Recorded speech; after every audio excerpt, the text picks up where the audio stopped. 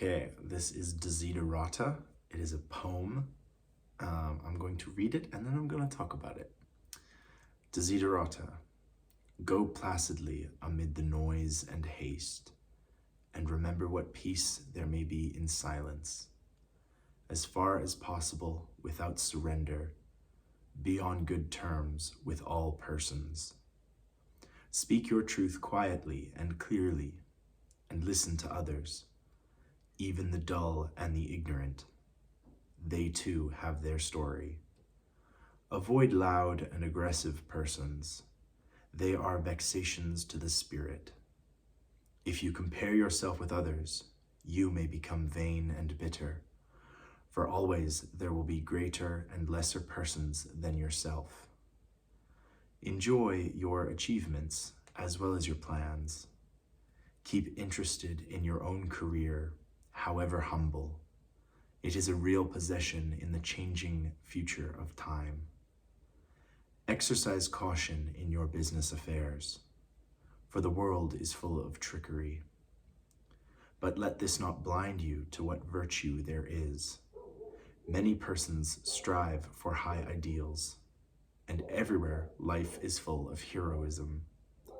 Be yourself, especially do not feign affection. Neither be cynical about love, for in the face of all aridity and disenchantment, it is as perennial as the grass. Take kindly the counsel of the years, gracefully surrendering the things of youth. Nurture strength of spirit to shield you in sudden misfortune. But do not distress yourself with dark imaginings. Many fears are born of fatigue and loneliness. Beyond wholesome discipline, be gentle with yourself.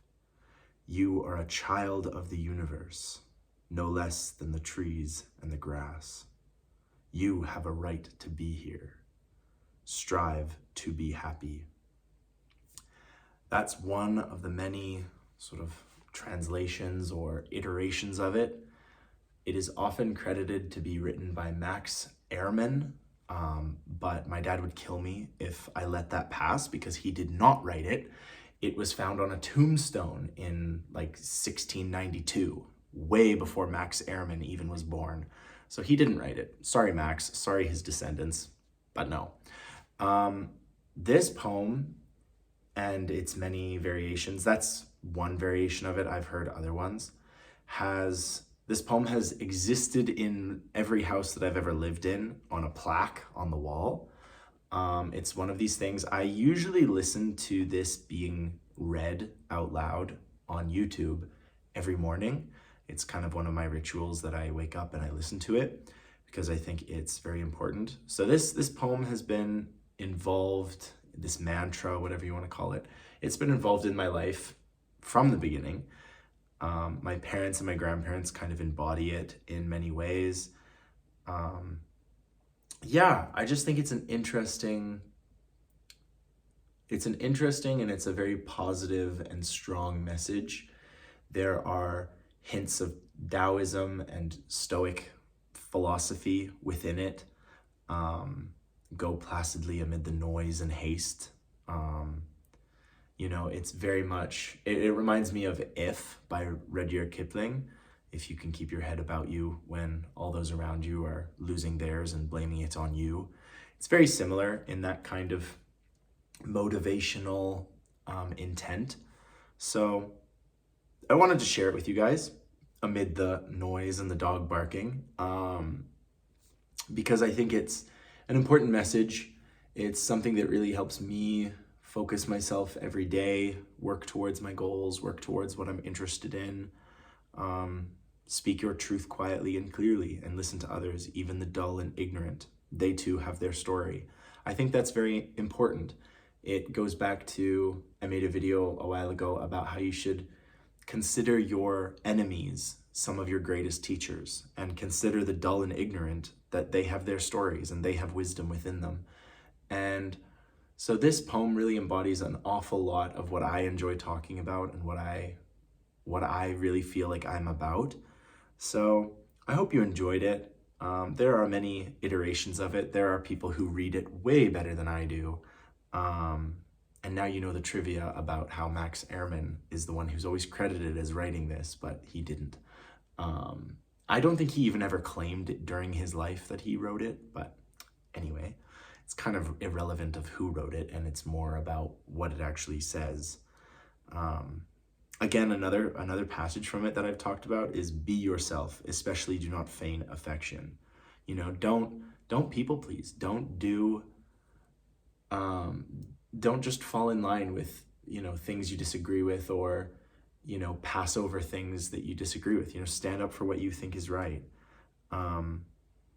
So, you know, there's a lot of wisdom in it. Exercise caution in your business affairs, for the world is full of trickery. But let this not blind you to what virtue there is. Many persons strive for high ideals, and everywhere life is full of heroism.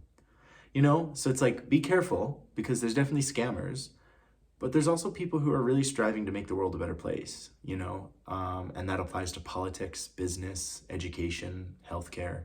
It applies to everything. There are people within all of those areas who are out to make a quick buck. And there are also people out there who are really trying to make the world a better place, you know. Not everyone becomes a doctor just to, you know, make money. Hopefully very few people actually try that, but yeah, I really like it. It definitely grounds me.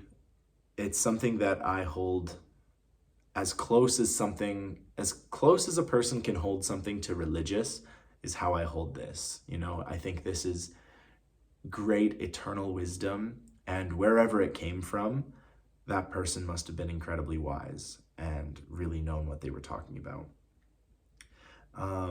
Take kindly the counsel of years and gracefully surrender the things of youth. You know, age gracefully. Accept that we get older and, you know, things will change. You know, your body doesn't recover as quickly. Your mind grows slower. There are elements of humility within this that I think our society could really learn from. So, yeah, Desiderata. Thank you for listening, and I will see you guys tomorrow.